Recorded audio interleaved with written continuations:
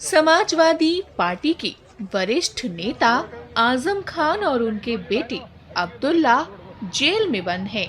वहीं अब हाल ही में आजम खान की पत्नी तंजीन फातिमा उनसे मुलाकात करने जेल पहुंची। जहां सुनिए इस मुलाकात के बाद उन्होंने क्या कुछ कहा। आजम साहब की तबीयत तो अच्छी नहीं है और तबीयत पहले से भी खराब थी। जिस वक्त उन्होंने सजा पड़ी है और जेल में गए हैं तो उन्हें लेटने की जमीन पर लिटाया गया है, जबकि न्यायपालिका के ये स्पष्ट आदेश हैं कि चिकित्सीय उन्हें सुविधाएं दी जाएं। उनकी तबीयत ठीक नहीं, चिकित्सीय सुविधा में एक पलंग भी आ सकता है कि अगर उन्हें एक बेड दे दिया जाता या अस्पताल में मरीजों के जो पलंग हैं उनमें से ही कोई उन्हें पलंग दे दिया जाता तो शायद वो उनकी तबीयत इतनी नहीं बिगड़ती। एक तो पहले से ही खांसी थी, फिर अब उन्हें बुखार भी हो गया है, शायद ठंड लगने की वजह से, जमीन से जो ठंड पहुंचती है इस वजह से। मैंने कल भी उनसे मुलाकात की कोशिश की थी क्योंकि लगातार मीडिया में खबरें आ रही थी कि उनका स्वास्थ्य ठीक नहीं है। कल मैंने पर्ची लगाई थी, अब्दुल्ला की भी पर्ची लगाई थी, अब्दुल्ला की ही बल्कि पहले पर्ची लगाई थी, तो वहां ये पता चला कि अब्दुल्ला की मुलाकातें तो खत्म हो चुकी हैं। यानी कि न्यायपालिका के आदेश से जो हमारे एक पैरोकार मिले थे, न्यायपालिका के आदेश को लेकर अलग से पर्ची से नहीं मिले थे, लेकिन उन्हें भी पर्ची वाली मुलाकात में शामिल कर दिया गया और अब्दुल्ला का मुलाकात का अधिकार भी खत्म कर दिया गया। उसके बाद मैंने कहा अच्छा आजम साहब की पर्ची लगा दीजिए, तो वहां सुनने वाला तो कोई था ही नहीं।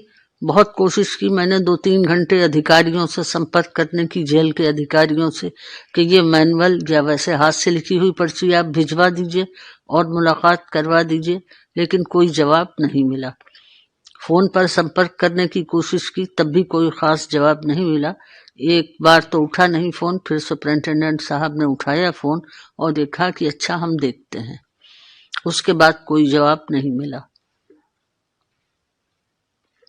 इससे क्या मानती हैं आप, इससे क्या जेल प्रशासन का? जेल प्रशासन चाहता ही नहीं है कि आजम साहब से लोग मिलें या कोई भी वेल विशर उनसे मिल सके, और इसीलिए उन्होंने शायद ऐसा किया कि मतलब जो ब्लड रिलेशंस के थे, मैं गई थी, बिट्टू गए थे और उनकी बहन गई थी, हमें मिलने नहीं दिया गया और हम 2 घंटे के बाद फिर इंतजार करके वापस लौट आए।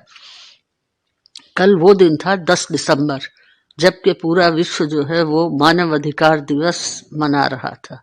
क्या कैदियों के सारे अधिकार खत्म हो जाते हैं?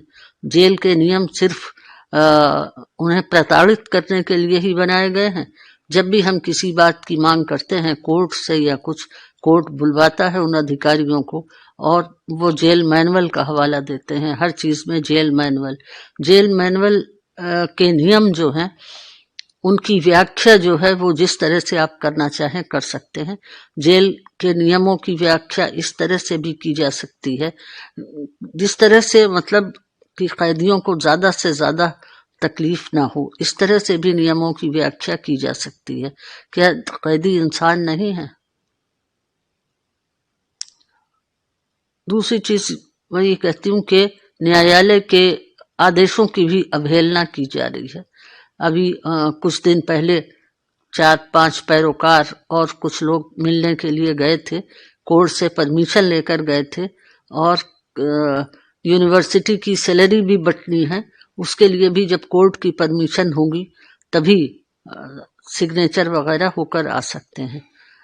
तो न्यायालय ने उन लोगों की परमिशन दी थी, 5-6 पैरोकारों को और लोगों को, लेकिन मिलने नहीं दिया गया। यहाँ पर मैं जरूर कहना चाहूंगी कि न्यायपालिका के नियमों तक की अवहेलना की जा रही है। इससे न्यायपालिका के सम्मान में कमी आती है और मुझे अफसोस के साथ ये कहना पड़ रहा है कि मुल्क अराजकता की तरफ बढ़ रहा है।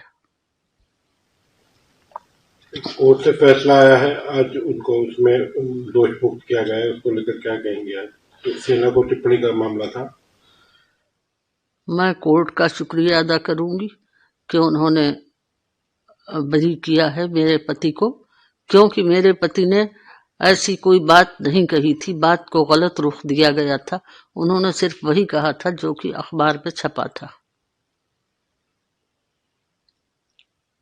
और इसके लिए मैं माननीय न्यायालय का शुक्रिया अदा करती हूँ।